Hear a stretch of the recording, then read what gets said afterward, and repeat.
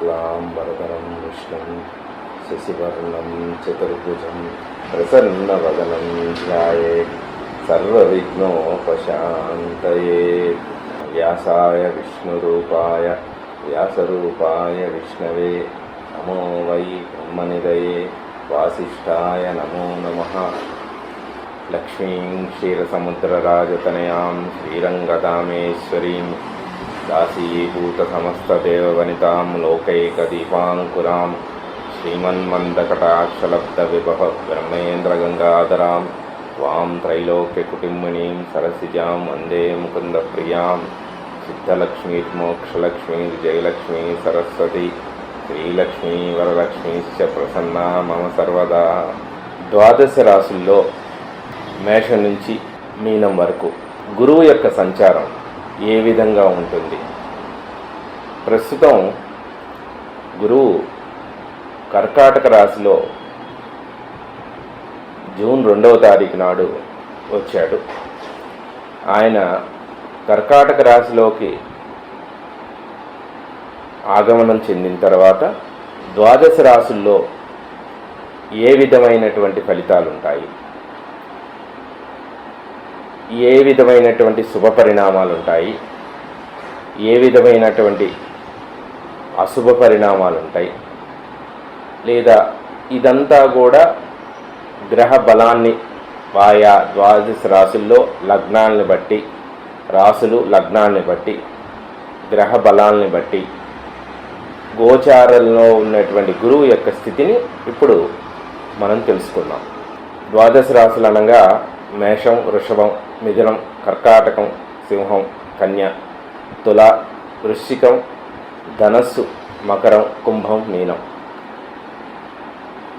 ప్రస్తుతం గురువు తన స్వనక్షత్రమైనటువంటి పునర్వసులో ఉన్నారు.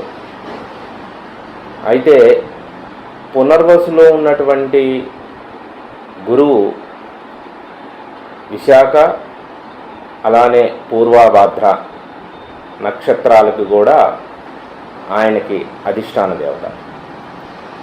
కాబట్టి తులారాశి వారికి ప్రత్యేకించి గురువు గారు దశమ స్థానంలో ఉన్నారు. ఇక ఈ తృతీయ షష్టాధిపతి రుణాల విషయంలో షార్ట్ టర్మ్ రుణాలు తీసుకోవడం, ఎక్కువగా అనవసరమైన వృధా ఖర్చులు చేసుకోవడం, అలానే ఊరికి గురువు మారిన సందర్భాల్లో ఉద్యోగ విషయంలో కాస్త జాగ్రత్తగా ఉండాలి. ఉద్యోగంలో కొత్త మార్పులు ఉంటాయి, కానీ ఉద్యోగంలో అవమానాలు, ఇబ్బందులు కూడా జరిగేటువంటి అవకాశాలు ఉంటాయి. కానీ గురువు యొక్క మార్పు వల్ల ప్రత్యేకించి విశాఖ, చిత్తా నక్షత్రాల వాళ్ళకి గురువు యొక్క మార్పు వల్ల కొంత శుభ పరిణామం అనే చెప్పవచ్చు. కానీ రుణాల విషయంలో చాలా జాగ్రత్తగా ఉండాలి. వృత్తి విషయంలో చేస్తున్నటువంటి రుణాలు, అంటే ఇప్పుడు ఈఎంఐలు కడుతూ ఉంటారు, వాటి విషయంలో కొంచెం ఆర్థికంగా కాస్త జాగ్రత్తగా ఉంటే విశేషించి మంచి ఫలితాన్ని పొందవచ్చు. ఇక ఈ గురువు తులారాశిలో దశమ స్థానానికి, తులారాశి వారికి దశమ స్థానానికి ఉండటం వల్ల తర్వాత ఏకాదశ స్థానంలో ఉండేటువంటి ప్రభావం ఉంది. అక్టోబర్ 31 అంటే నవంబర్ నుంచి ఉంటాడు. కాబట్టి ఏకాదశం స్థానంలో రుణానికి సంబంధించి కానీ, అప్పులు ఏమన్నా ఉన్నా, చిన్న చిన్న ఇబ్బందులు ఏమన్నా ఉన్నా కూడా అన్నింటా కూడా జయాన్ని పొందేటువంటి అవకాశం ఉంటుంది. ఆర్థికంగా బాగా అనుగ్రహం ఉంటుంది. గొప్పగా మంచి ఫలితాన్ని పొందుతారు. అలానే ఉద్యోగ విషయంలో మంచి ఉద్యోగాలు, అంటే చిన్న ఉద్యోగాలు చేసుకునేటువంటి వారికి అందరికీ కూడా మంచి ఉద్యోగాలు చేసేటువంటి అవకాశం ఉంటుంది. పేరు ప్రతిష్టలు వస్తాయి. తృతీయ స్థానం అంటే అన్నదమ్ములతో ఉండేటువంటి, అప్పచెల్లెలతో ఉండేటువంటి కలిసిమెలిసి, అప్పటిదాకా డిస్టర్బెన్స్ ఏమన్నా ఉంటే కూడా కలిసిమెలిసి ఉండి జీవనాన్ని ఇది చేసేటువంటి అవకాశం ఉంటుంది. కాకపోతే ఉద్యోగ విషయంలో వీరికి కాస్త జాగ్రత్తగా ఉండాల్సినటువంటి అవకాశం ఉంది. దశమ స్థానంలో అంటే ఈ సంవత్సరం కర్కాటకంలోకి రాకముందు ఉన్నటువంటి వాళ్ళందరికీ కర్కాటకంలో ఒకవేళ వచ్చిన తర్వాత ఉద్యోగ అవకాశం రాకపోతే కనుక మళ్ళీ అది సింహరాశిలో వచ్చేంత వరకు వాళ్ళకి ఉద్యోగ అవకాశాలు అనేటువంటివి రావు. కాబట్టి కాస్త వీరు ఉద్యోగ మార్పిడి విషయంలో చాలా జాగ్రత్తగా ఉండాలి.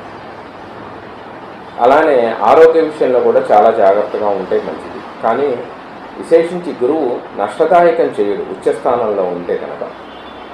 కానీ ఇక చిన్న చిన్న ఇబ్బందులు, ఊరికే ప్రయాణాలు కట్టడం, అలానే నలుగురితో వెళ్ళి నోటి దురుసు మాటల వల్ల ఇబ్బందులు పాలవడం, ఇలాంటివన్నీ కూడా జరుగుతూ ఉంటాయి. కాబట్టి ప్రత్యేకించి గణపతికి ఆరాధన చేసుకోవడం, గణపతికి గరికతో పూజ చేసుకుంటూ ప్రతి గురువారం చేస్తే కనుక ఈ తులారాశి వారికి అన్నింటా జయం కలిగే అవకాశం ఉంటుంది. రుణాలు ప్రత్యేకించి తగ్గిపోతాయి. గణపతికి చేసుకోవడం వల్ల రుణ బాధలు తీరుతాయి, ఆర్థికంగా బాగా వృద్ధి చెందుతారు.